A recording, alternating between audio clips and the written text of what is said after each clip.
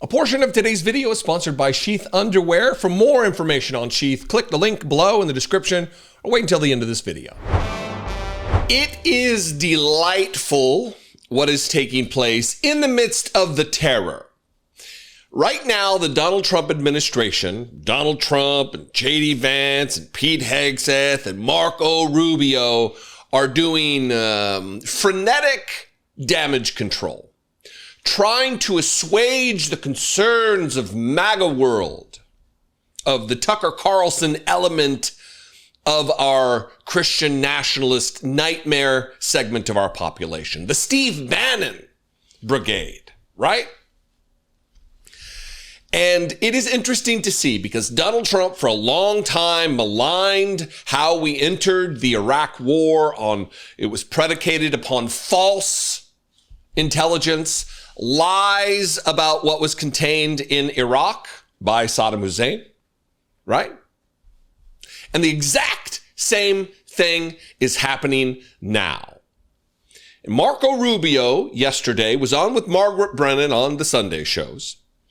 And she pinpointed something that he said and honed in on it, that there is no underlying intelligence at all that the United States has seen that the supreme leader, these religious nutters, these fundamentalist psychos who run the nation of Iran, that they made the order, said, we want to weaponize our nuclear program. Because you see, just because you have nuclear ambitions relative to energy, having nuclear reactors to power, that doesn't mean it's weaponized. It doesn't mean there's a gulf of difference between those two types of programs.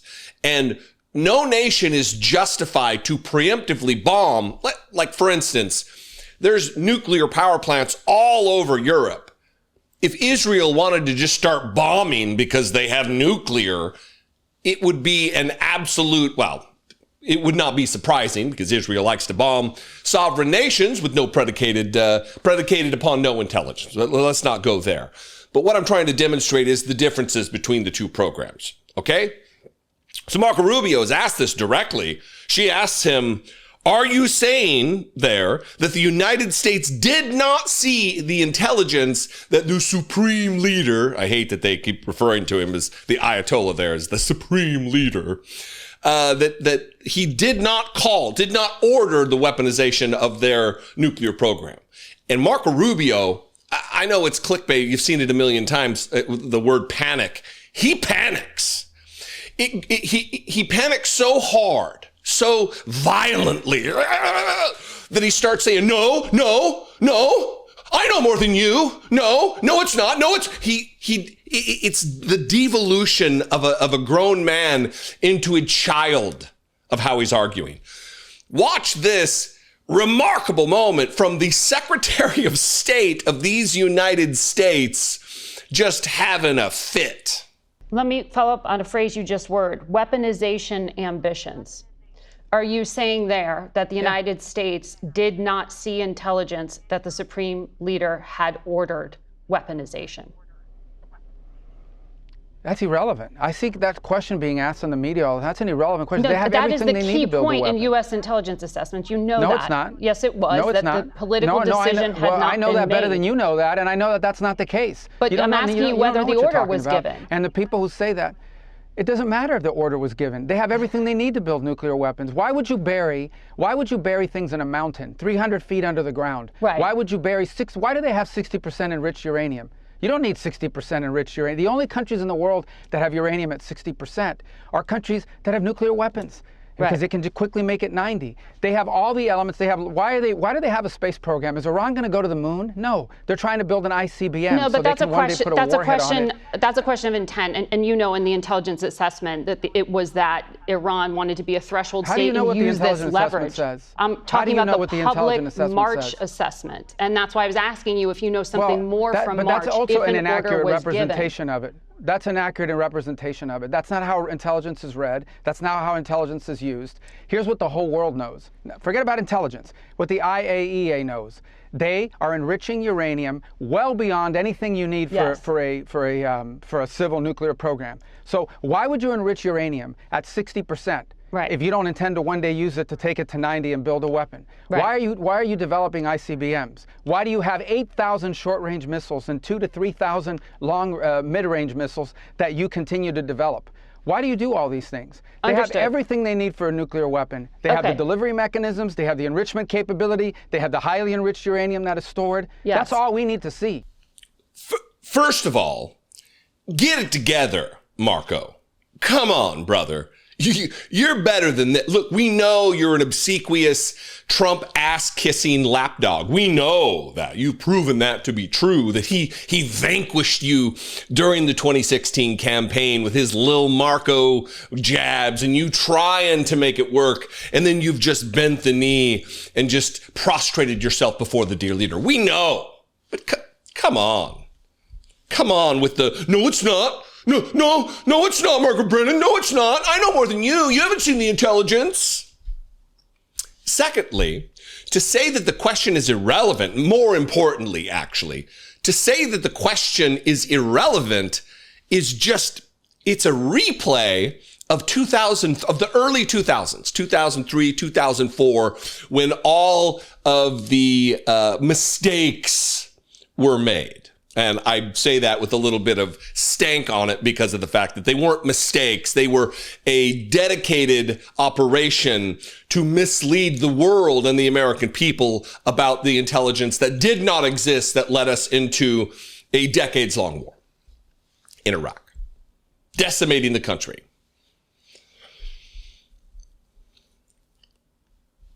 This is a problem. I mean, they're going to have a problem because right now they are furiously trying to justify what they did to MAGA because MAGA, look, there's a lot of morons who exist in the purview of Donald Trump's followers. But one of the things that they've repeated ad nauseum because they were trained to do so, that it was drilled into their brains, the way they thought about the world was substantively changed and altered, was that we don't want to be involved in wars. We don't even want to be involved in just defense of nations that are our allies like Ukraine. We don't want any involvement in that.